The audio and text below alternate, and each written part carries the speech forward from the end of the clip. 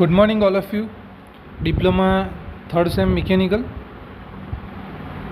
અગાઉના લેક્ચરમાં આપણે હોટ વર્કિંગ અને કોલ્ડ વર્કિંગ સુધી સ્ટડી કરેલું. હવે આપણે આગળ હોટ વર્કિંગ અને કોલ્ડ વર્કિંગની જે પ્રોસેસો છે જેમાં સૌપ્રથમ હોટ વર્કિંગની જે પ્રોસેસ છે એમાં રોલિંગ પ્રોસેસ છે એ સ્ટડી કરીશું. તમે આ ફિગર જોઈ શકો છો.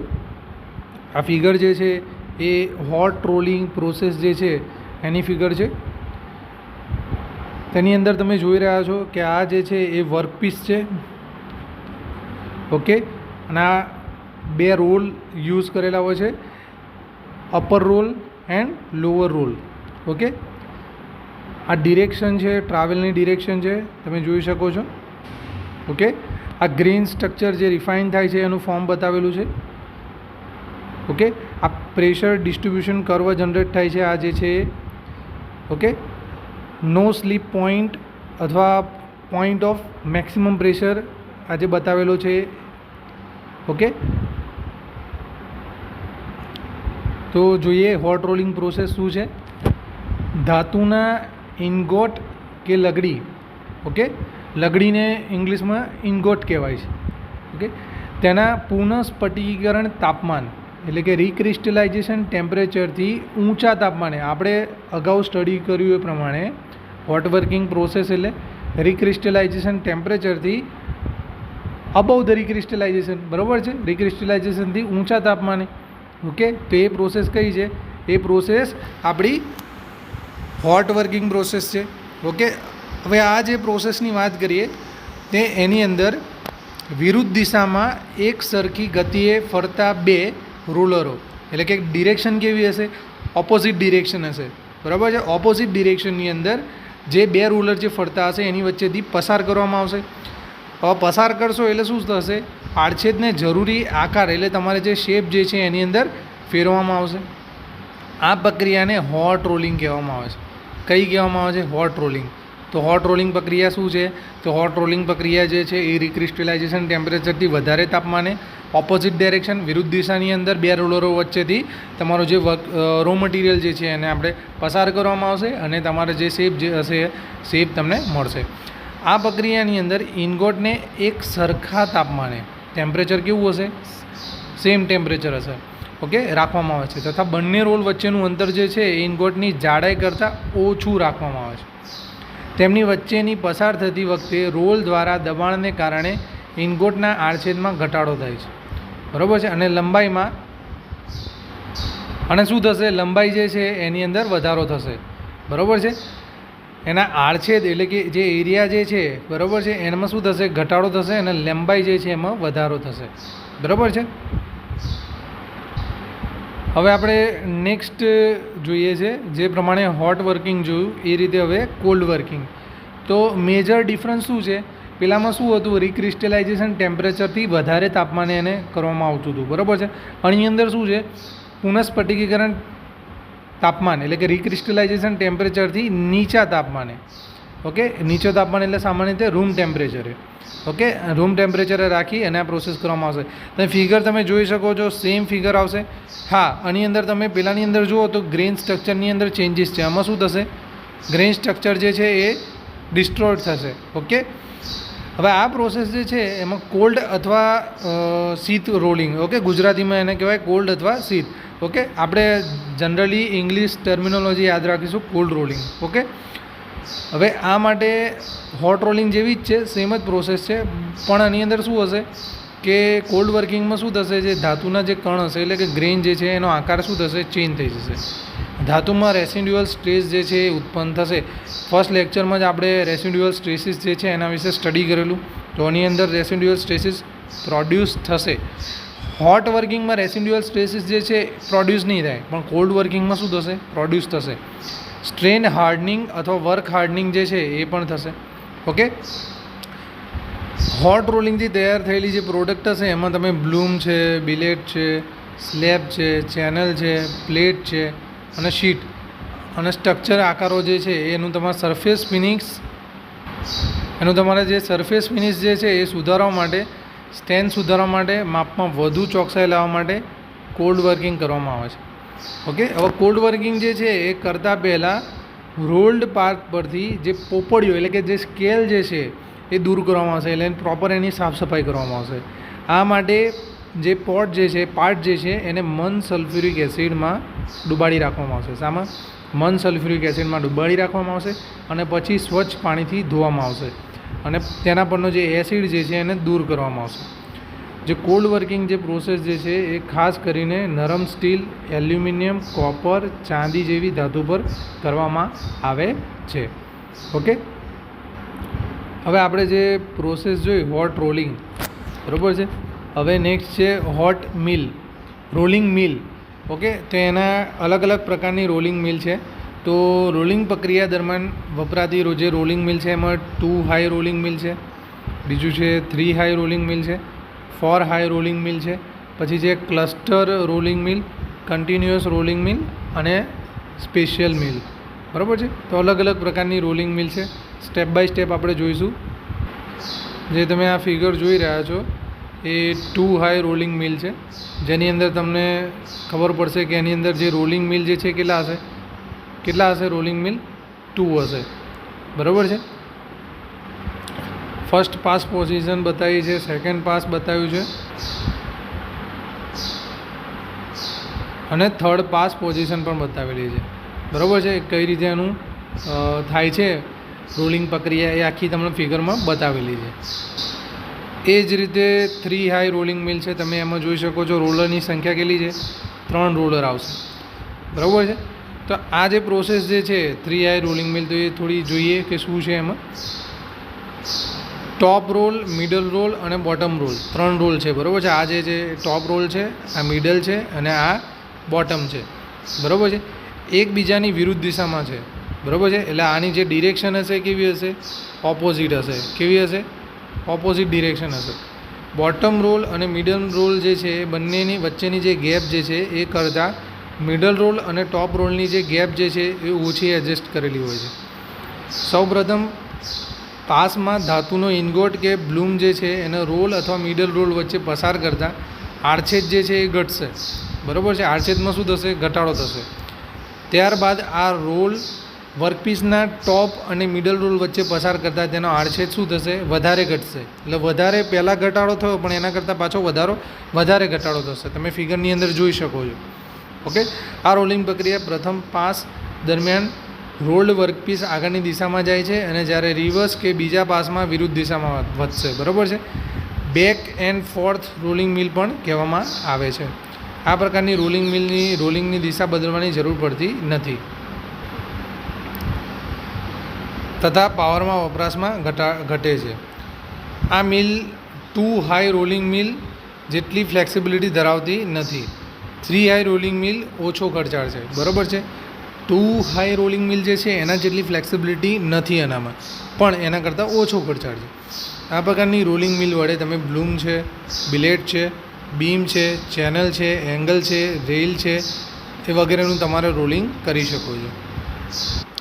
નેક્સ્ટ છે 4 હાઈ રોલિંગ મિલ. તો તમે જોઈ શકો છો 4 હાઈ રોલિંગ મિલની અંદર જે રોલ હોય છે એ કેટલા છે? 4 નંબર ઓફ રોલ હોય છે. બરાબર છે. Top backup roll, top working roll, bottom working roll અને બોટમ બેકઅપ રોલ. બરાબર છે. તો જોઈએ શું હોય છે. તો આ પ્રકારમાં 2 નાના વ્યાસવાળા, આ તમે જોઈ શકો છો, 2 નાના વ્યાસવાળા અને 2 મોટા વ્યાસવાળા. બરાબર છે. જે રોલ હોય છે. ઓકે, મોટા વ્યાસવાળા જે છે એને બેકઅપ કહેવામાં આવે છે. જે મોટા વ્યાસવાળા છે એને શું કહેવામાં આવે છે? એને બેકઅપ કહેવામાં આવે છે, બેકઅપ રોલ કહેવામાં આવે છે. નાના વ્યાસવાળા જે છે એને વર્કિંગ કહેવામાં આવે છે, વર્કિંગ રોલ કહેવામાં આવે છે. આ પ્રક્રિયામાં વર્કપીસ બંને વર્કિંગ રોલ જે વચ્ચેની જે હશે ત્યાંથી શું થશે? પસાર થશે. વધારે પહોળાઈ ધરાવતા વર્કપીસ જેવા કે સ્લેબ છે, પ્લેટ છે, શીટ છે એ વગેરે પ્રોસેસ માટે આ વપરાશે. બરાબર છે. આ પ્રક્રિયામાં વર્કિંગ રોલ ફરે છે અને આમાં નાના વ્યાસવાળા વર્કિંગ રોલનું પ્રક્રિયા દરમિયાન શું થશે? ડિફ્લેક્શન થશે. બરાબર છે. પણ ડિફ્લેક્શન થતું અટકાવવા માટે 2 મોટા વ્યાસવાળા બેકઅપ રોલ જે છે એ આપવામાં આવેલા છે. તો બેકઅપ રોલ જે છે એ બેકઅપ રોલનું ફંક્શન શું થયું? તો આ જે પ્રોસેસ જે છે એ દરમિયાન શું થશે, ડિફ્લેક્શન થશે. તો એ ડિફ્લેક્શનને અટકાવવા માટે બે બેકઅપ રોલ જે છે આપણને આપેલા હોય છે. ઓકે, યોગ્ય સપોર્ટ પણ પૂરું પાડશે અને પહોળાઈવાળા રોલ્ડ જે સેક્શન જે છે એ તૈયાર કરવામાં મદદરૂપ થશે. આ પ્રકારની મિલમાં પણ વર્કિંગ રોલ વચ્ચેની ગેપ ઓછી કરી રોટેશનની દિશા બદલીને બેક અથવા ફોર્થ રોલિંગ કરી શકાય છે. નેક્સ્ટ છે ક્લસ્ટર રોલિંગ મિલ. ઓકે, ક્લસ્ટરની અંદર આ પ્રકારનું બંધારણ હશે રોલિંગ મિલનું. ઉપર 3 હશે, નીચે પણ 3 હશે. બરાબર છે. આ જે બંને જે તમે જોઈ રહ્યા છો એ ટોપ બેકઅપ રોલ છે અને આ જે નાનો રોલ તમે જોઈ રહ્યા છો એ વર્કિંગ રોલ છે. બરાબર છે. એ રીતે નીચે પણ બોટમ બેકઅપ રોલ અને બોટમ વર્કિંગ રોલ. આકૃતિમાં જે પ્રમાણે જોયું તે પ્રમાણે 6 રોલ કે તેથી વધુ રોલનો ઉપયોગ થાય છે. ઓકે, 2 વર્કિંગ છે અને 2 બેકઅપ છે. બરાબર છે. વર્કિંગ જે છે એ નાના છે, બેકઅપ જે છે એ મોટા છે. આ પ્રકારની મિલનો હેતુ એનો એમ શું છે, વધુ પહોળાઈ જે ધરાવતા રોલ્ડ સેક્શન જે છે અથવા પાતળા શીટ મેટલ જે છે એ ઉત્પન્ન કરવાનો છે. સામાન્ય રીતે કોલ્ડ રોલિંગ માટે વપરાય છે. નેક્સ્ટ છે કન્ટિન્યુઅસ રોલિંગ મિલ. આ પ્રકારની જે મિલ જે છે એમાં એક સરખી વધારે 2 હાઈ રોલિંગ મિલની ગોઠવણ કરેલી હોય છે. બધી 2 હાઈ મિલ જે છે એ નોન રિવર્સિંગ મિલ વપરાય છે.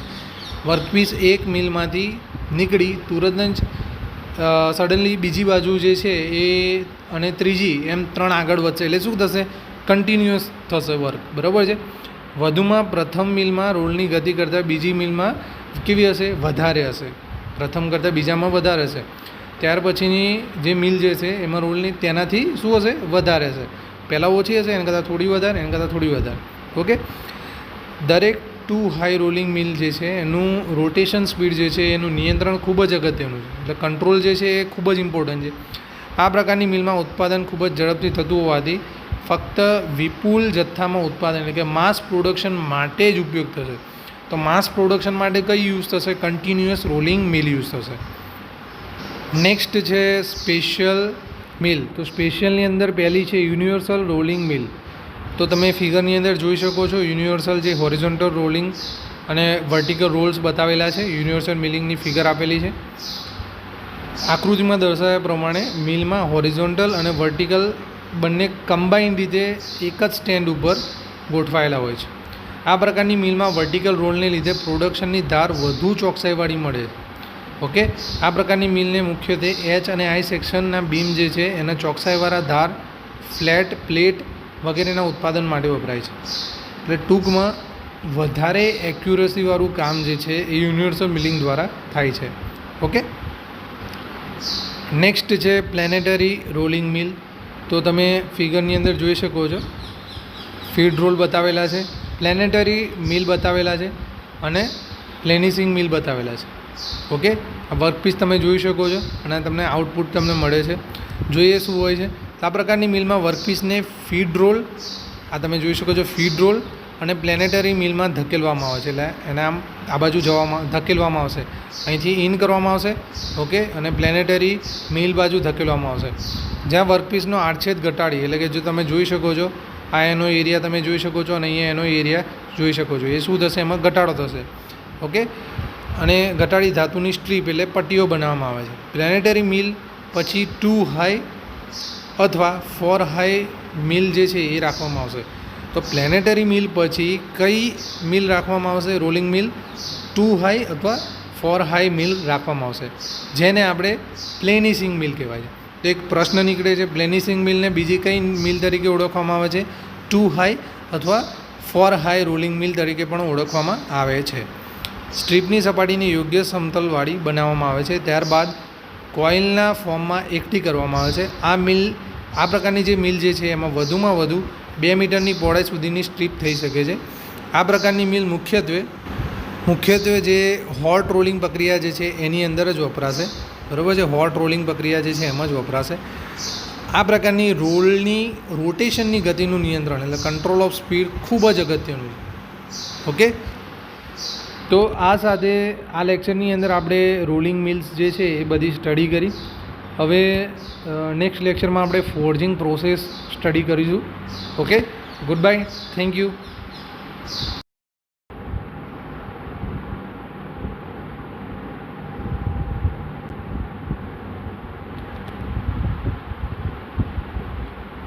Good morning all of you. Diploma third sem mechanical. અગાઉના લેક્ચરમાં આપણે હોટ વર્કિંગ અને કોલ્ડ વર્કિંગ સુધી સ્ટડી કરેલું. હવે આપણે આગળ હોટ વર્કિંગ અને કોલ્ડ વર્કિંગની જે પ્રોસેસો છે જેમાં સૌપ્રથમ હોટ વર્કિંગની જે પ્રોસેસ છે એમાં રોલિંગ પ્રોસેસ છે એ સ્ટડી કરીશું. તમે આ ફિગર જોઈ શકો છો. આ ફિગર જે છે એ હોટ રોલિંગ પ્રોસેસ જે છે એની ફિગર છે. તેની અંદર તમે જોઈ રહ્યા છો કે આ જે છે એ વર્કપીસ છે. ઓકે, અને આ બે રોલ યુઝ કરેલા હોય છે, upper roll and lower roll. Okay, આ ડિરેક્શન છે, ટ્રાવેલની ડિરેક્શન છે, તમે જોઈ શકો છો. ઓકે, આ ગ્રેન સ્ટ્રક્ચર જે રિફાઇન થાય છે એનું ફોર્મ બતાવેલું છે. ઓકે, આ પ્રેશર ડિસ્ટ્રીબ્યુશન કર્વ જનરેટ થાય છે આ જે છે એ. ઓકે, નો સ્લીપ પોઈન્ટ અથવા પોઈન્ટ ઓફ મેક્સિમમ પ્રેશર આજે બતાવેલો છે. ઓકે, તો જોઈએ હોટ રોલિંગ પ્રોસેસ શું છે. ધાતુના ઇનગોટ કે લગડી, ઓકે, લગડીને ઇંગ્લિશમાં ઇનગોટ કહેવાય છે. ઓકે, તેના પુનઃસ્ફટિકીકરણ તાપમાન એટલે કે રિક્રિસ્ટલાઇઝેશન ટેમ્પરેચરથી ઊંચા તાપમાને, આપણે અગાઉ સ્ટડી કર્યું એ પ્રમાણે હોટ વર્કિંગ પ્રોસેસ એટલે રિક્રિસ્ટલાઇઝેશન ટેમ્પરેચરથી અબવ ધ રિક્રિસ્ટલાઇઝેશન, બરાબર છે, રિક્રિસ્ટલાઇઝેશનથી ઊંચા તાપમાને. ઓકે, તો એ પ્રોસેસ કઈ છે? એ પ્રોસેસ આપણી હોટ વર્કિંગ પ્રોસેસ છે. ઓકે, હવે આ જે પ્રોસેસની વાત કરીએ તે એની અંદર વિરુદ્ધ દિશામાં એક સરખી ગતિએ ફરતા બે રોલરો, એટલે કે ડિરેક્શન કેવી હશે? ઓપોઝિટ ડિરેક્શન હશે, બરાબર છે. ઓપોઝિટ ડિરેક્શનની અંદર જે બે રોલર જે ફરતા હશે એની વચ્ચેથી પસાર કરવામાં આવશે. હવે પસાર કરશો એટલે શું થશે? આડછેદને જરૂરી આકાર એટલે તમારે જે શેપ જે છે એની અંદર ફેરવવામાં આવશે. આ પ્રક્રિયાને હોટ રોલિંગ કહેવામાં આવે છે. કઈ કહેવામાં આવે છે? Hot rolling. તો હોટ રોલિંગ પ્રક્રિયા શું છે? તો હોટ રોલિંગ પ્રક્રિયા જે છે એ રિક્રિસ્ટલાઇઝેશન ટેમ્પરેચરથી વધારે તાપમાને ઓપોઝિટ ડાયરેક્શન વિરુદ્ધ દિશાની અંદર બે રોલરો વચ્ચેથી તમારો જે રો મટીરિયલ જે છે એને આપણે પસાર કરવામાં આવશે અને તમારે જે શેપ જે હશે શેપ તમને મળશે. આ પ્રક્રિયાની અંદર ઇનગોટને એક સરખા તાપમાને, ટેમ્પરેચર કેવું હશે? સેમ ટેમ્પરેચર હશે. ઓકે, રાખવામાં આવે છે, તથા બંને રોલ વચ્ચેનું અંતર જે છે એ ઇનગોટની જાડાઈ કરતાં ઓછું રાખવામાં આવે છે. તેમની વચ્ચેની પસાર થતી વખતે રોલ દ્વારા દબાણને કારણે ઇનગોટના આડછેદમાં ઘટાડો થાય છે, બરાબર છે, અને લંબાઈમાં અને શું થશે? લંબાઈ જે છે એની અંદર વધારો થશે, બરાબર છે. એના આડછેદ એટલે કે જે એરિયા જે છે, બરાબર છે, એમાં શું થશે? ઘટાડો થશે અને લંબાઈ જે છે એમાં વધારો થશે, બરાબર છે. હવે આપણે નેક્સ્ટ જોઈએ છે જે પ્રમાણે હોટ વર્કિંગ જોયું એ રીતે હવે કોલ્ડ વર્કિંગ. તો મેજર ડિફરન્સ શું છે? પેલામાં શું હતું? રિક્રિસ્ટલાઇઝેશન ટેમ્પરેચરથી વધારે તાપમાને એને કરવામાં આવતું હતું, બરાબર છે. આની અંદર શું છે? પુનઃસ્ફટિકીકરણ તાપમાન એટલે કે રિક્રિસ્ટલાઇઝેશન ટેમ્પરેચરથી નીચા તાપમાને. ઓકે, નીચો તાપમાન એટલે સામાન્ય રીતે રૂમ ટેમ્પરેચરે. ઓકે, રૂમ ટેમ્પરેચરે રાખી અને આ પ્રોસેસ કરવામાં આવશે. તમે ફિગર તમે જોઈ શકો છો, સેમ ફિગર આવશે. હા, આની અંદર તમે પહેલાંની અંદર જુઓ તો ગ્રેન સ્ટ્રક્ચરની અંદર ચેન્જીસ છે. આમાં શું થશે? ગ્રેન સ્ટ્રક્ચર જે છે એ ડિસ્ટ્રોય થશે. ઓકે, હવે આ પ્રોસેસ જે છે એમાં કોલ્ડ અથવા શીત રોલિંગ, ઓકે, ગુજરાતીમાં એને કહેવાય કોલ્ડ અથવા શીત. ઓકે, આપણે જનરલી ઇંગ્લિશ ટર્મિનોલોજી યાદ રાખીશું, કોલ્ડ રોલિંગ. ઓકે, હવે આ માટે હોટ રોલિંગ જેવી જ છે, સેમ જ પ્રોસેસ છે, પણ આની અંદર શું હશે કે કોલ્ડ વર્કિંગમાં શું થશે? જે ધાતુના જે કણ હશે એટલે કે ગ્રેન જે છે એનો આકાર શું થશે? ચેન્જ થઈ જશે. ધાતુમાં રેસિડ્યુઅલ સ્ટ્રેસ જે છે એ ઉત્પન્ન થશે. ફર્સ્ટ લેક્ચરમાં જ આપણે રેસિડ્યુઅલ સ્ટ્રેસીસ જે છે એના વિશે સ્ટડી કરેલું, તો આની અંદર રેસિડ્યુઅલ સ્ટ્રેસીસ પ્રોડ્યુસ થશે. હોટ વર્કિંગમાં રેસિડ્યુઅલ સ્ટ્રેસીસ જે છે પ્રોડ્યુસ નહીં થાય, પણ કોલ્ડ વર્કિંગમાં શું થશે? પ્રોડ્યુસ થશે. સ્ટ્રેન હાર્ડનિંગ અથવા વર્ક હાર્ડનિંગ જે છે એ પણ થશે. ઓકે, હોટ રોલિંગથી તૈયાર થયેલી જે પ્રોડક્ટ હશે એમાં તમે બ્લૂમ છે, બિલેટ છે, સ્લેબ છે, ચેનલ છે, પ્લેટ છે અને શીટ અને સ્ટ્રક્ચર આકારો જે છે એનું તમારે સરફેસ ફિનિશ જે છે એ સુધારવા માટે, સ્ટ્રેન્થ સુધારવા માટે, માપમાં વધુ ચોકસાઈ લાવવા માટે કોલ્ડ વર્કિંગ કરવામાં આવે છે. ઓકે, હવે કોલ્ડ વર્કિંગ જે છે એ કરતાં પહેલાં રોલ્ડ પાર્ટ પરથી જે પોપડીઓ એટલે કે જે સ્કેલ જે છે એ દૂર કરવામાં આવશે, એટલે પ્રોપર એની સાફ સફાઈ કરવામાં આવશે. આ માટે જે પોટ જે છે પાર્ટ જે છે એને મન સલ્ફ્યુરિક એસિડમાં ડુબાડી રાખવામાં આવશે. શામાં? મન સલ્ફ્યુરિક એસિડમાં ડુબાડી રાખવામાં આવશે અને પછી સ્વચ્છ પાણીથી ધોવામાં આવશે અને તેના પરનો જે એસિડ જે છે એને દૂર કરવામાં આવશે. જે કોલ્ડ વર્કિંગ જે પ્રોસેસ જે છે એ ખાસ કરીને નરમ સ્ટીલ, એલ્યુમિનિયમ, કોપર, ચાંદી જેવી ધાતુ પર કરવામાં આવે છે. ઓકે, હવે આપણે જે પ્રોસેસ જોઈ હોટ રોલિંગ, બરાબર છે. હવે નેક્સ્ટ છે હોટ મિલ, રોલિંગ મિલ. ઓકે, તો એના અલગ અલગ પ્રકારની રોલિંગ મિલ છે. તો રોલિંગ પ્રક્રિયા દરમિયાન વપરાતી જે રોલિંગ મિલ છે એમાં 2 હાઈ રોલિંગ મિલ છે, બીજું છે 3 હાઈ રોલિંગ મિલ છે, 4 હાઈ રોલિંગ મિલ છે, પછી છે ક્લસ્ટર રોલિંગ મિલ, કન્ટિન્યુઅસ રોલિંગ મિલ અને સ્પેશિયલ મિલ. બરાબર છે. તો અલગ અલગ પ્રકારની રોલિંગ મિલ છે. સ્ટેપ બાય સ્ટેપ આપણે જોઈશું. જે તમે આ ફિગર જોઈ રહ્યા છો એ 2 હાઈ રોલિંગ મિલ છે, જેની અંદર તમને ખબર પડશે કે એની અંદર જે રોલિંગ મિલ જે છે કેટલા હશે રોલિંગ મિલ 2 હશે. બરાબર છે. ફર્સ્ટ પાસ પોઝિશન બતાવી છે, સેકન્ડ પાસ બતાવ્યું છે અને થર્ડ પાસ પોઝિશન પણ બતાવેલી છે. બરાબર છે. કઈ રીતે એનું થાય છે રોલિંગ પ્રક્રિયા એ આખી તમને ફિગરમાં બતાવેલી છે. એ જ રીતે 3 હાઈ રોલિંગ મિલ છે. તમે એમાં જોઈ શકો છો રોલરની સંખ્યા કેટલી છે, 3 રોલર આવશે. બરાબર છે. તો આ જે પ્રોસેસ જે છે 3 હાઈ રોલિંગ મિલ, તો એ થોડી જોઈએ કે શું છે એમાં. ટોપ રોલ, મિડલ રોલ અને બોટમ રોલ, 3 રોલ છે. બરાબર છે. આ જે ટોપ રોલ છે, આ મિડલ છે અને આ બોટમ છે. બરાબર છે. એકબીજાની વિરુદ્ધ દિશામાં છે. બરાબર છે. એટલે આની જે ડિરેક્શન હશે કેવી હશે, ઓપોઝિટ હશે. કેવી હશે? ઓપોઝિટ ડિરેક્શન હશે. બોટમ રોલ અને મિડલ રોલ જે છે એ બંનેની વચ્ચેની જે ગેપ જે છે એ કરતાં મિડલ રોલ અને ટોપ રોલની જે ગેપ જે છે એ ઓછી એડજસ્ટ કરેલી હોય છે. સૌપ્રથમ પાસમાં ધાતુનો ઇન્ગોટ કે બ્લૂમ જે છે એને રોલ અથવા મિડલ રોલ વચ્ચે પસાર કરતાં આડછેદ જે છે એ ઘટશે. બરાબર છે. આડછેદમાં શું થશે? ઘટાડો થશે. ત્યારબાદ આ રોલ વર્કપીસના ટોપ અને મિડલ રોલ વચ્ચે પસાર કરતાં તેનો આડછેદ શું થશે? વધારે ઘટશે. એટલે વધારે પહેલાં ઘટાડો થયો પણ એના કરતાં પાછો વધારે ઘટાડો થશે. તમે ફિગરની અંદર જોઈ શકો છો. ઓકે, આ રોલિંગ પ્રક્રિયા પ્રથમ પાસ દરમિયાન રોલ્ડ વર્કપીસ આગળની દિશામાં જાય છે અને જ્યારે રિવર્સ કે બીજા પાસમાં વિરુદ્ધ દિશામાં વધશે. બરાબર છે. બેક એન્ડ ફોર્થ રોલિંગ મિલ પણ કહેવામાં આવે છે. આ પ્રકારની રોલિંગની દિશા બદલવાની જરૂર પડતી નથી તથા પાવરમાં વપરાશમાં ઘટે છે. આ મિલ 2 હાઈ રોલિંગ મિલ જેટલી ફ્લેક્સિબિલિટી ધરાવતી નથી.